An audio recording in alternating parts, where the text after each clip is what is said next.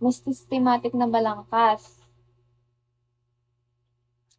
Hello, nalimutan ko na sa 7. May systematic na balangkas, binibigkas na tunog, pinipilit sinasaayon, arbitrary, kapantay na kultura, patuloy na ginagamit, dynamic o nagbabago. Yes, the 7.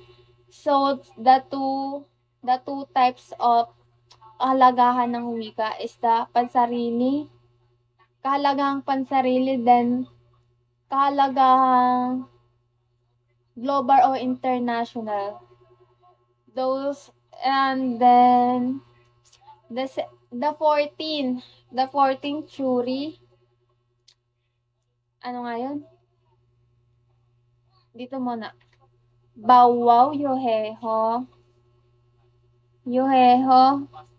popo, tata, dingdong, tararabum di ay,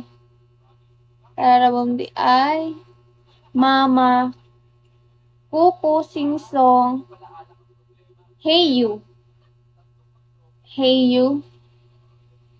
Hocus Pocus, Babulaki, Eureka, Yum Yum. Nakalimutan ko. And then, second is tungkulin ng wika. 7 siya here. I need to memorize this. From this to this. First one is interactional. Pang-instrumental, regulatory, personal, imaginative, heuristic, informative. Pang-international, pang-instrumental, regulatory, personal, imaginative, heuristic, informative. Pang-international, pang-interactional, pang-instrumental, pang-regulatory, personal, imaginative, heuristic, and ulit, the 7. Ano?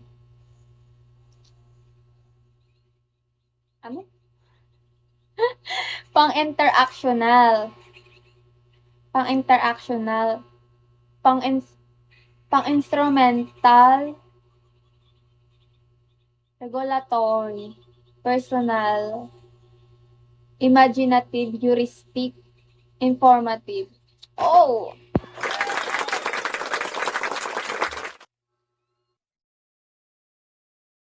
Phone is low battery na 10%.